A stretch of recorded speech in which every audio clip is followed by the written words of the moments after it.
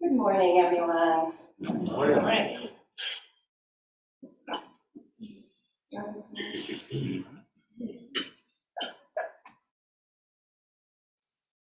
Okay, so yeah, this might be a presentation about sustainability, but I'm going to actually start today by asking you to just raise your hand if you have ever run a 5K, 15K, marathon, anything like that. So probably with that, what came with it, maybe some free food or something, some bananas or maybe beer at the end. But what came with that probably is a free T-shirt, right? Yeah.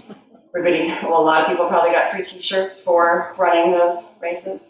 Of course, we don't just get free T-shirts though for running races. There's probably some others in the room that maybe haven't run a race but still got a free T-shirt, so not just for long distance runners. Maybe you sign up for a summer camp or you work a summer camp and you get a free shirt. You maybe win a weekend tournament or a one-day shootout and you get a free shirt. You volunteer for a day or maybe even just for a couple hours and you get a free T-shirt. You go to a basketball game, maybe you catch a free T-shirt. Now some of the shirts we wear aren't exactly free, but they are made for maybe just one occasion. So much that we could call these single-use T-shirts. These are the ones you wear for perhaps a milestone birthday, or 100th day in the classroom, or maybe a bachelorette party, right? I think you get the idea, right? Lots of T-shirts that we've got. We love our single-use T-shirts so much that there's actually a shop in Chicago called the T-Shirt Deli. I don't know if any of you have ever been there before, and I have to admit it's a pretty original and creative concept.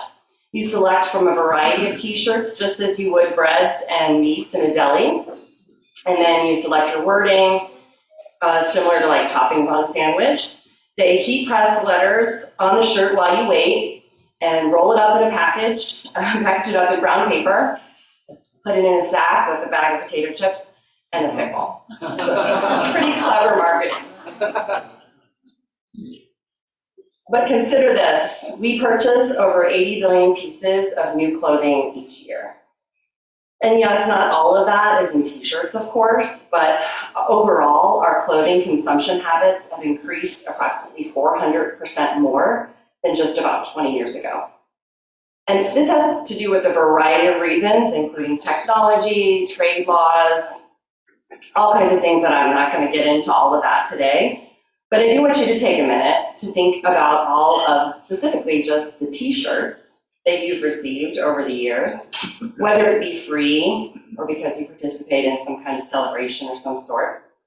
Some of them you might still wear. Some of them you might wear to do gardening or housework or something. But some might be in the back of your closet or dresser drawers. Either way, on occasion, sometimes our closets might start to look a little like this. If you're a fan of the home edit, you might want to look away. It could be disturbing. But the point is that we consume at such a fast pace that more likely than not, you go through periods of time in which you need to clean out your closet. Maybe not just your closet, maybe even your partner's closet or children's closet too. So what do you do with the clothing that you no longer want? Well, thanks to technology, again, we've got lots of different choices. Maybe you sell them online. There's a variety of online websites. I know a lot of our college students will do that, to upload pics of those, the gently used clothing items and sell them. Perhaps you take them to a consignment store. We've been in garage sale season, so maybe organizing a yard sale to sell some of your unwanted clothing as well. You can get creative with your clothing, especially those T-shirts. This is our daughter several years ago at her Girl Scout troop. They earned their sewing badge by cutting up T-shirts and making them into a reusable shopping bag. And our son, this is from a few years ago too, we took many of his T-shirts and turned them into a blanket for his 5th grade graduation from elementary school. We did that with all 3 of our kids for 5th grade. But you know what? Those T-shirts, especially those free T-shirts, no matter how many garage sales or blankets we make, they keep coming. This is a picture of all the free T-shirts our kids received in the summer of 2019. And they will wear some of these, but as I mentioned before, we are consuming clothing at a faster pace than at any point in history. These kids pictured here are very well clothed. No thanks to their grandparents, mostly. But I'll be honest, like our younger son here, he gets another free t-shirt, he's not gonna be able to shut his dresser drawer. So at some point, even if you sell your unwanted clothing or get creative with upcycling them, most likely you're gonna reach a point where you will need to donate a good portion of your unwanted clothing. And yet, here again, we have many choices, whether it be local thrift stores, church attic sales, or with these donation boxes like you see here. And today, I would like to specifically look at donating to one of these donation boxes, or a big box donation retailer. Let's say you cleaned out your closet, hosted a garage sale, sold a good amount of stuff, but you still have a few bags of clothing that no one bought. Likely some of those, those free t-shirts from, a race maybe somebody ran in 2016, or a shirt from your daughter's t-ball league or zoo camp or something like that, right? So you donate these into the donation bins, and they go away. You assume they will go likely into a thrift store, correct? They will end up in the hands of those in need, right? So pop quiz, what percentage of your donations actually end up at the thrift store? Is it all of it, 100%? Is it 75%? Is it 50%? Is it 10%, right, shock value, right? Well, in reality, if you're donating to a big donation retailer, typically less than 10% of the donations actually end up at a thrift store. So let's unpack this and break it down a little bit more so you can understand what happens when you donate your clothing. So all the items are typically dumped into this giant Gaylord box. And from here, they are sorted really very quickly, considering there's just an undefeatable pile to continuously go through. They will sort them first by what we'll call the keepers. These are trendy items that don't have any stains or pilling. They're looking for top or better brands, well-known brands, many still with the original tags on them. These are the items that they want to sell at the local thrift store, if there is a thrift store attached to the box. Then there are what we call the mixed rags. These are the items that won't sell at the thrift store, but still have some market value. And this is the pile for our single-use t-shirts typically. These items are compressed in a baler, bundled, and then stacked for shipping. And we'll come back to these mixed rags in just a minute. And then there are the landfill items. These are the items that are dirty, soiled, maybe smell of cigarette smoke, they're moldy. It's important to note that these donation sites are barely able to keep up with the quantity of donations they receive, let alone wash anything. So anything that is dirty, no matter the condition otherwise, is oftentimes landfilled. The picture on the right I took here in town at a donation site on a rainy day. This bin must have been full, and so someone dumped the bags on the outside of the container, and then it rained. So more likely than not, all of these bags would be landfilled. But now here's the kicker. Not all of these giant Gaylord boxes can be sorted through. Oftentimes not even half of them, depending upon the donation season, if they receive so much. There's just simply too much to go through all of them. They're absolutely flooded with donations.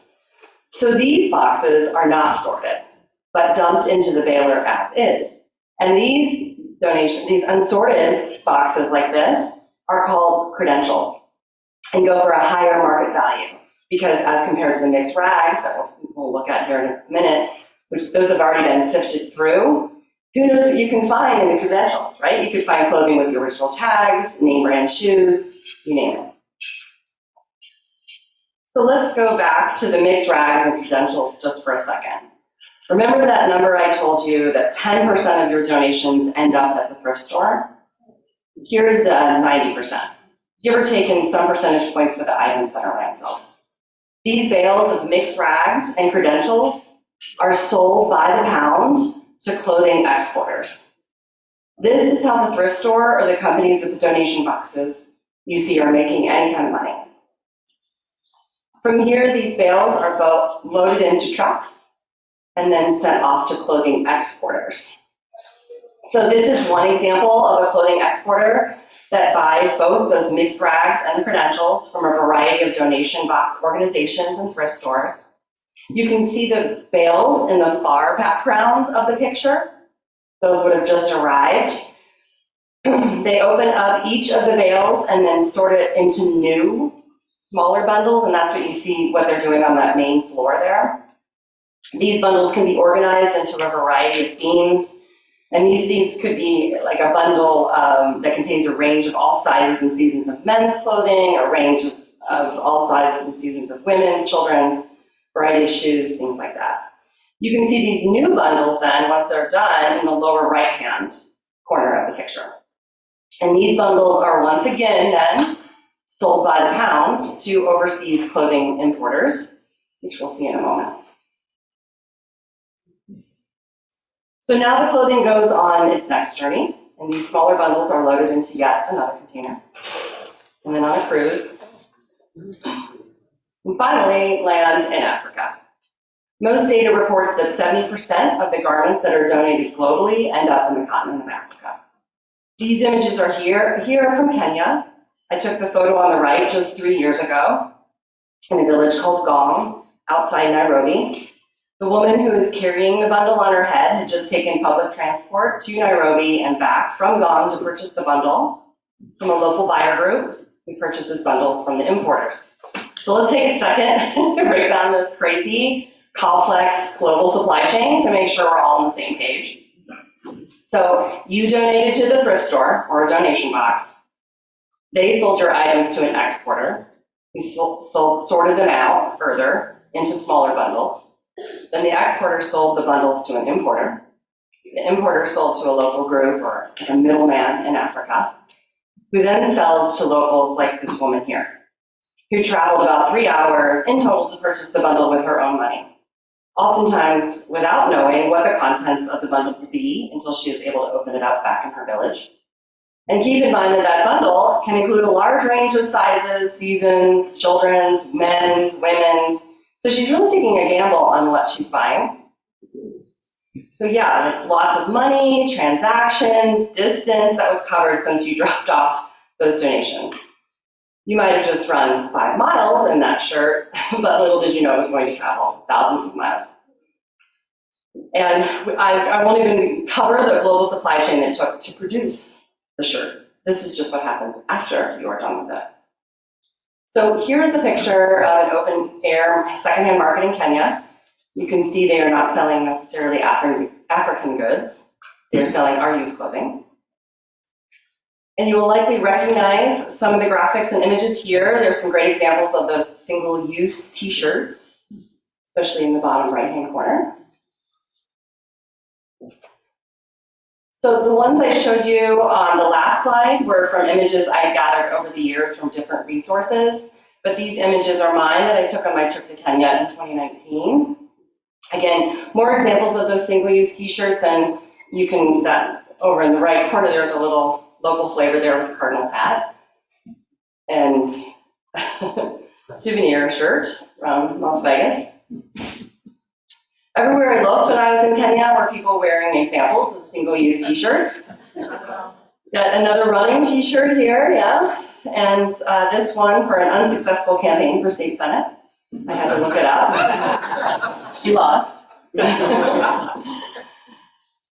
So you wonder, how many other losing candidates T-shirts are out there.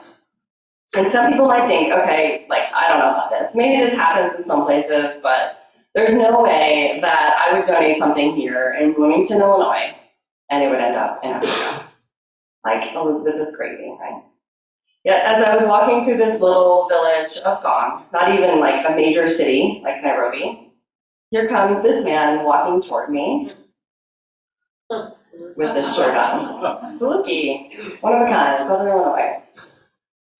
So typically the reaction to seeing this photo is just what many of you did, is a little bit of laughter. Sometimes I have comments like, wow, that's so crazy, such a small world, or like, way to represent Illinois, man, But most frequently, people usually respond with, well, that's really wild. I had no idea that my clothes that I donated here would end up in Africa, but I guess it's okay because don't they need the clothes? But let's look at what that really means. What is the reality? First of all, selling our used clothing is not a skill. It's not something that's passed down from generation to generation.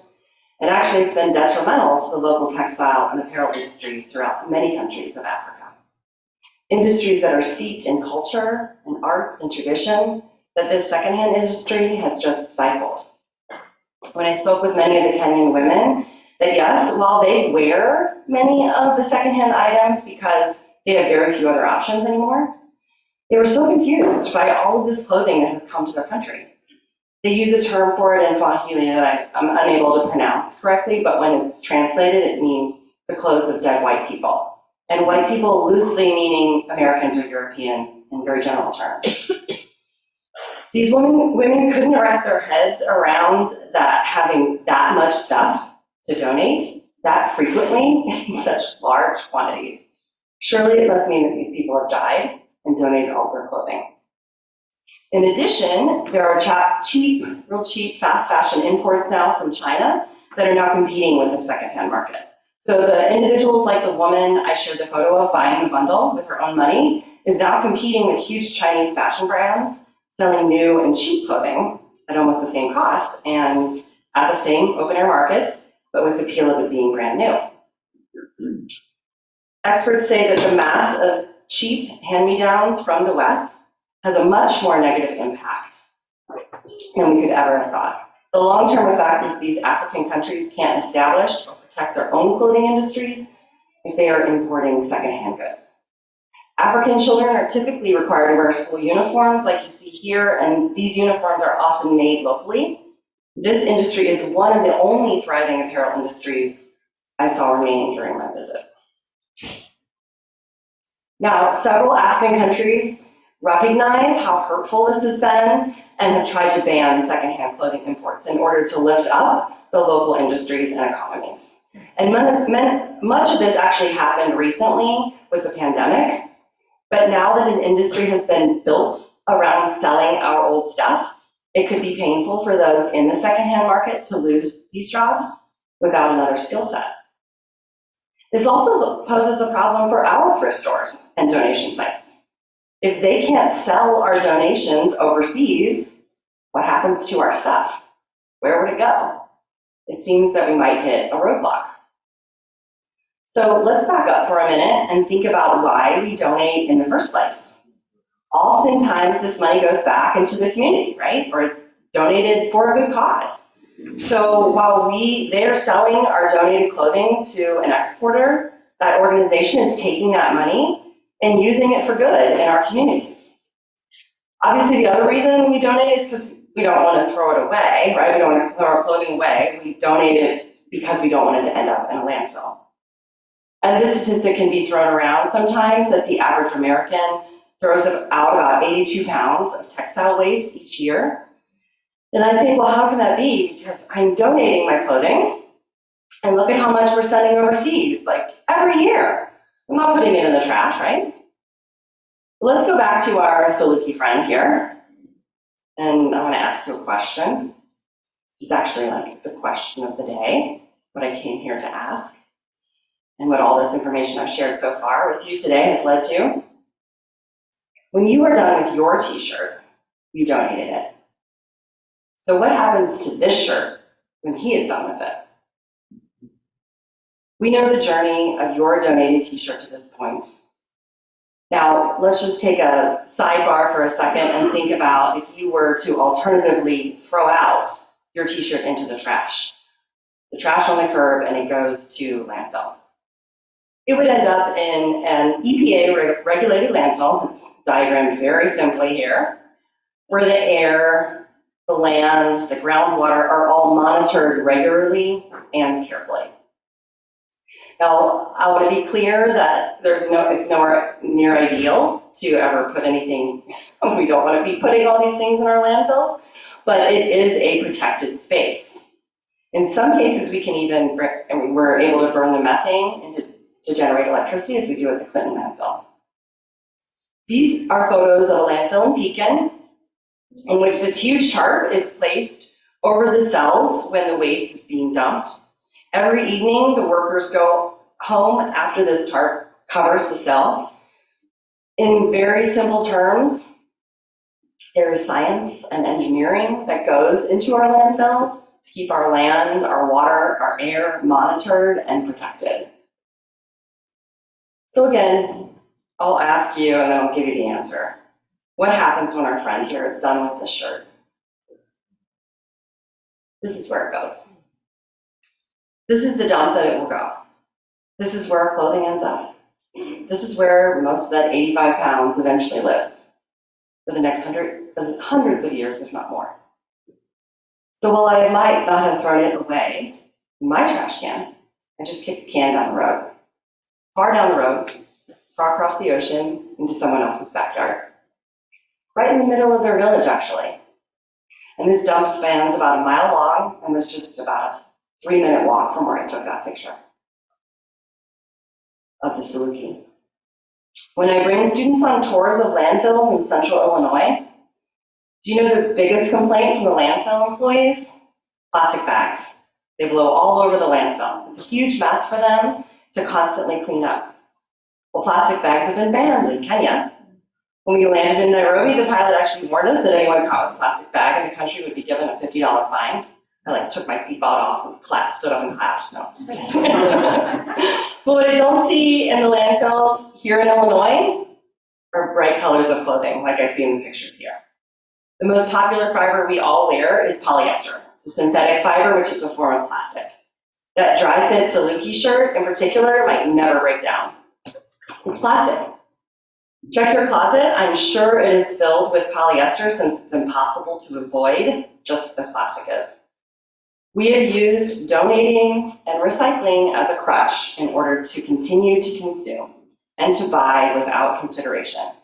But there is no way. When we donate or recycle, throw something away, it has to go somewhere. These pictures are live and real. And that methane the EPA is monitoring in our landfills, how they're checking the groundwater, that's not happening here. These toxins from the fibers in our clothing are being released into the air. This is a village. This is a community. But whose responsibility is this? While our donations might give back to our local community or charity in need, what are those donations doing to this community? What are those donations doing to our planet? So what can we do? If I knew the answers, there wouldn't have been pictures like that because we would have solved it, right? But first, textile science and fashion needs to evolve and build better products. And I'm thankful and hopeful that that is happening. But I do believe in systemic and collective individual action working together. So first, now you're aware. You're aware of a problem, right? And here are some calls to action. So number one, if you're going to buy clothing, guess what? Buy used clothing, shop secondhand, help drain the market so we are keeping the clothing here and not transporting the goods across the planet. They've already traveled the globe during production, and we've learned today that the secondhand market has a lot of product to offer. In fact, I'm excited to see that reports indicate that the secondhand industry will be larger than the fast fashion industry within just 7 years. There are a lot of huge big name brands that are doing take-back programs, so I encourage you to look at any of those. We're all familiar with the phrase reduce, reuse, recycle, but let's add another really important R to our vocabulary. Just refuse. Just say no. Say no to the free t-shirt. I gave this presentation on Earth Day last year, I believe, and the next day, the following morning, I received a group me text from one of my son's baseball teams about a t-shirt. The irony. So I've never been more in love with my husband because everybody was responding, use large, use large, use large, and then you can see my husband's sort of at the bottom there, it says we prefer to pass on another t-shirt, we have plenty. Yes. Just refuse. Say no to that top because it's on sale, say no to the plastic straw, say no to the single-use plastic water bottle, say no to plastic forks and spoons and knives and cups, just refuse. I promise less is so much more. And don't forget that polyester is fossil fuel. We are focused on fossil fuel consumption with a variety of products and seem to forget that synthetic fibers are made from crude oil and natural gas, just like plastic. Number 3 here is who made it. It's hard for me to look at those images of the clothing thrown carelessly into boxes and then just packed so tightly into the containers, and even more heartbreaking for me to see it strewn in the dump. Because people made those items. Oftentimes women made those clothes. Women with children on their backs or at their feet, barely making a living wage, especially those free t-shirts. And this is not intended to make anyone feel guilty, just more mindful, more aware. The next time you think about checking the box for the free t-shirt at an event, or even choosing different foods at a grocery store, challenge yourself to look into the people behind the products. Who made it? And then move from awareness into action by supporting brands that pay their workers a living wage and provide a safe and clean working environment. Vote for these brands with your dollars. And the last and I think one of the most important calls to action is to start ask with everything, what happens next? We asked this question with the t-shirt. It's really about mindfulness and awareness that moves you into action. So what happens when you recycle a water bottle? Do you really know what happens next? Look it up and research and find out. This bench here is made from 800 recycled milk jugs. Sometimes people will look at that and think, wow, that's really great. It is great, but what happens 20, 25 years from now? Can it be recycled? Can it be broken down? What happens when it has to be replaced? What happens to mylar balloons if they're released into the air or thrown in the garbage? Do they break down in a landfill? What happens next? If I throw a banana peel in the garbage and it goes to landfill, does it break down? How long does it take to break down? The answer would surprise you. There is no way. You have to ask what's next. I think we can all agree that our consumption habits, whether it be in clothing or plastics or electronics, has become a bigger and bigger problem in our lifetime. And clearly what we are doing is not working. It's as simple as that. It's unfair and it's inequitable to those in some of the already poorest places across the globe. Many people think of taking care of the earth as more of our physical planet by picking up trash or planting a tree, and those are absolutely critical actions, of course, for taking care of our planet. Also means taking care of, oops, sorry, the clicker. It also means taking care of each other. It's not just a free t-shirt. It's more than that. It's millions of free t-shirts. It's how that t-shirt is made before I even receive it. It's what happens next to that shirt when I'm done with it. We are all so busy in our daily lives that we consume out of convenience, oftentimes without thought, without a consideration that our choices here locally can not only hurt the planet, but can hurt each other. Collectively, our choices and actions do matter, they add up, and we all have it within us to positively influence others and make change right here at home. Start with what you can do, whatever that looks like, however small, however imperfect, and it doesn't have to be overwhelming. Just say to yourself, I'm not saving the planet, this big overwhelming task, I'm fixing my home. I'm helping my community, my friends, my family, even people across the other side of the world who I might never know, like our Saluki friend we met today, and if we do that together, we can save the planet. Thank you so much.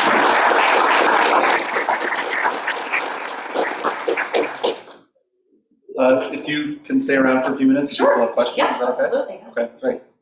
Go ahead and grab that. Oh, yeah, sure. Yeah.